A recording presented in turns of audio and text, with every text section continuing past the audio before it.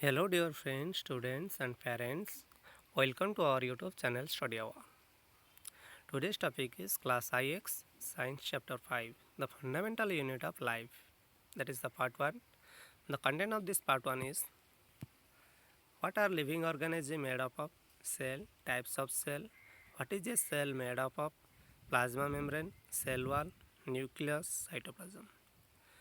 That are the main content of this part 1. तो इसी content के ऊपर जाने से पहले अगर आपको हमारा ये चैनल अच्छा लगे तो लाइक शेयर एंड सब्सक्राइब ज़रूर कीजिए। तो चलते हैं आज के topic. What are living organism made up of? हर जीव किस में बनता है ना? ऑल लिविंग ऑर्गेनिज्म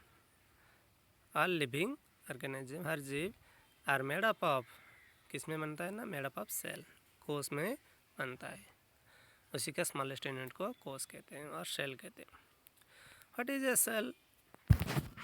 ना cell is known as the basic unit of life of all living organism.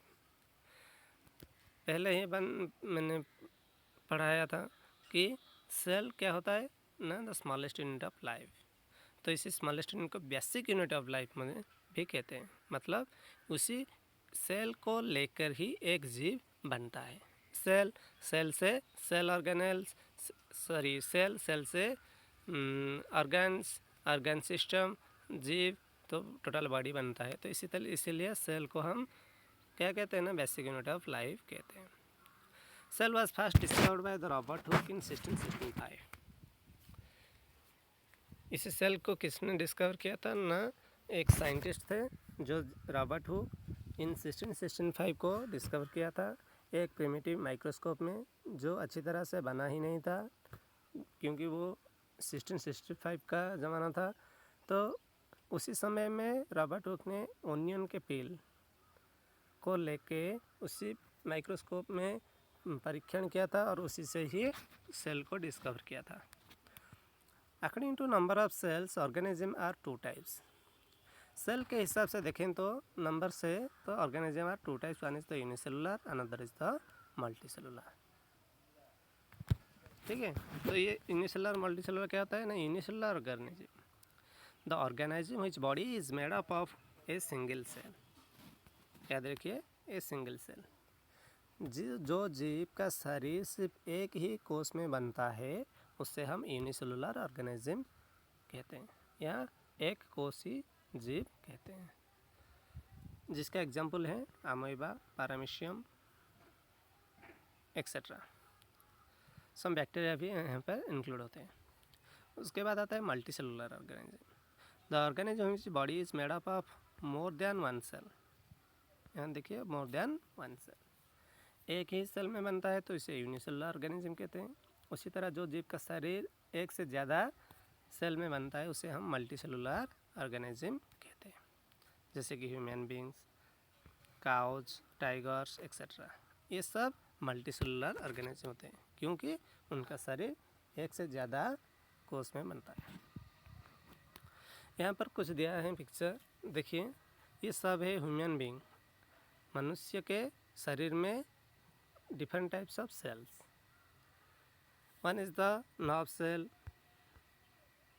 blood cell, muscle cell, ovum, bones, sperms, fat cell. That are all the different type of cells inside the human body. इससे पता चलता है कि जीव का शरीर अगर वो मल्टी सेलुलर होता है, उसके शरीर में एक से ज़्यादा कोश हैं, लेकिन हर कोश एक ही तरीके से नहीं होता है। They contains different type of cell and different type of cell perform different types of function. जैसे कि नर्व सेल का काम होता है ट्रांसफ़र सिग्नल्स, ब्लड सेल का काम होता है transfer bloods, smooth muscle cell का काम होता है कंट्रैक्शन एंड रिलैक्सेशन, ओव्यूम वो लेडीज़ का जो स्पर्म होता है उसमें फॉर्म होता है, बोन सेल बोन में होता है, फैट सेल।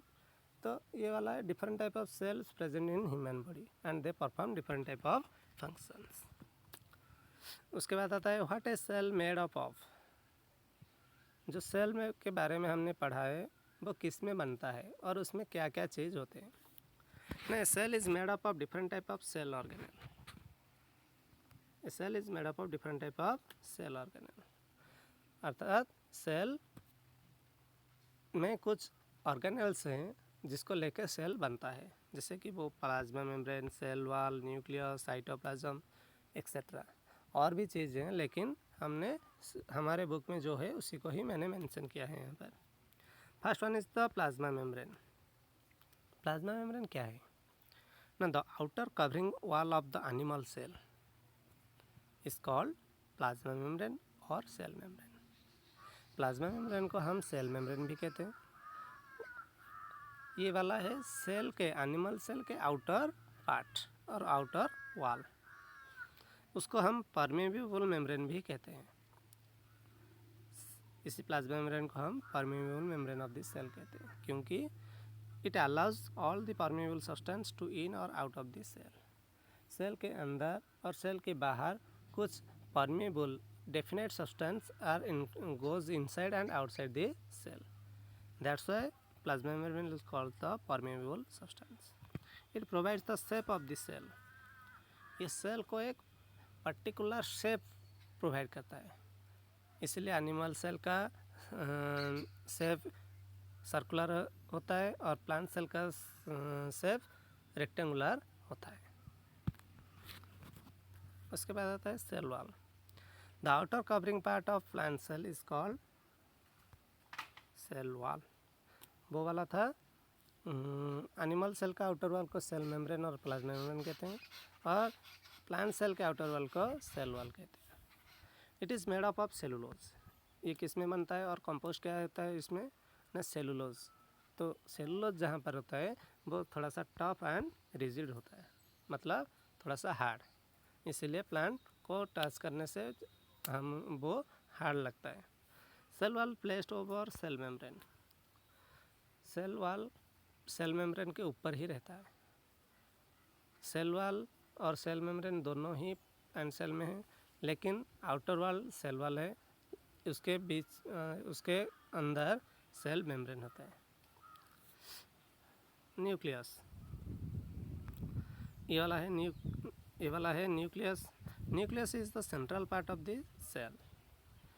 न्यूक्लियस हम किससे कहेंगे ना? जो central part of the cells, cell में के बीचों बीच में जो रहता है, जो सेंटर में रहता है, उसका हम न्यूक्लियस कहते हैं। That is the main part of this cell, याद रखिए, that is the main part. अगर सेल में न्यूक्लियस नहीं होते तो वो डेड होते हैं, इसलिए सेंट्रल पार्ट इससे कहते हैं।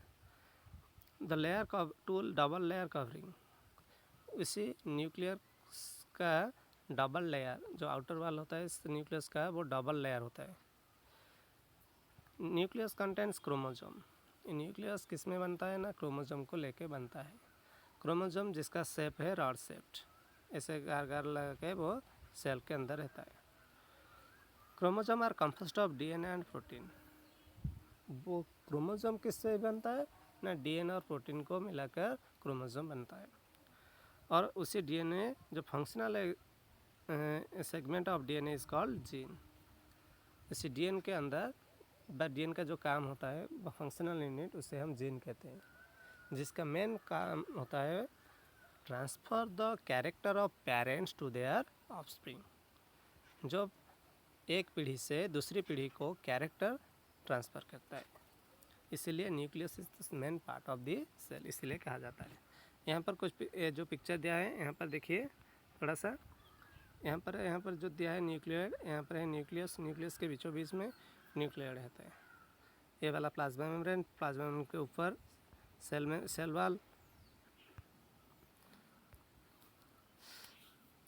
According to the presence of nuclear membrane, cell are two types. इससे न्यूक्लियस के जो चारों ओर होते हैं जो मेम्ब्रेन, उसी को लेकर न्यूक्लियस और cells are of two types. Cell को हम टू टाइप्स में करते हैं, एक है प्रोकैरियोटिक सेल, एक है प्रोकैरियोटिक, दूसरा वाला है यूकैरियोटिक सेल। प्रोकैरियोटिक मतलब pro means no, pro means non व नो। जिस सेल में नो प्रॉपर न्यूक्लियर मेम्ब्रेन, जिस सेल में प्रॉपर न्यूक्लियर मेम्ब्रेन नहीं होते हैं, उसे हम प्रोकैरियोटिक सेल कहते हैं। और जिस सेल के में प्रॉपर न्यूक्लियर मेम्ब्रेन होता है उसे हम यूकैरियोटिक सेल कहते हैं। ये वाला है प्योर इजी टू अंडरस्टैंड। देखिए यहाँ पर no proper nuclear membrane, that cell is called the prokaryotic. With a proper nuclear membrane, that is called the eukaryotic cell. Last में आता है साइटोप्लाज्म। साइटोप्लाज्म क्या आता है? The space between nucleus and plasma membrane. Nucleus जो cell के बीचों बीच में होता है और प्लाज्मा मेम्ब्रेन जो सेल का आउटर वाल होता है, तो उसी के बीचों बीच में एक फ्लूइड लाइक सब्सटेंस रहता है, उसे हम साइटोप्लाज्म कहते हैं। ये वाला है साइटोप्लाज्म। ये क्या किस किस के बीच में ना, न्यूक्लियस और प्लाज्मा मेम्ब्रेन के बीच में रहता है। ये कंटेंट्स फ्लूइड मतलब लिक्विड सब्सटेंस में रहता है, और उसी लिक्विड के ऊपर थोड़ा सा स्पेशलाइज सेल ऑर्गेनेल भी रहते हैं। मतलब सेल में थोड़ा जो स्पेशल टाइप ऑफ ऑर्गेनेल्स हैं उसी साइटोप्लाज्म में ही प्लेस होते हैं। Special type of organelles perform different types of function in the cells. Each organelle perform special type of function, जो मैंने आपको बताया। तो ये है different type of cell organelles to made of of a cell. ये था सेल ऑर्गेनेल्स,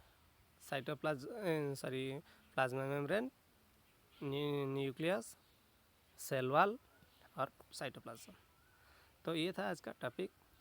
अगर आपका ये टॉपिक आपको अच्छा लगे तो आप लाइक, शेयर और सब्सक्राइब ज़रूर कीजिए।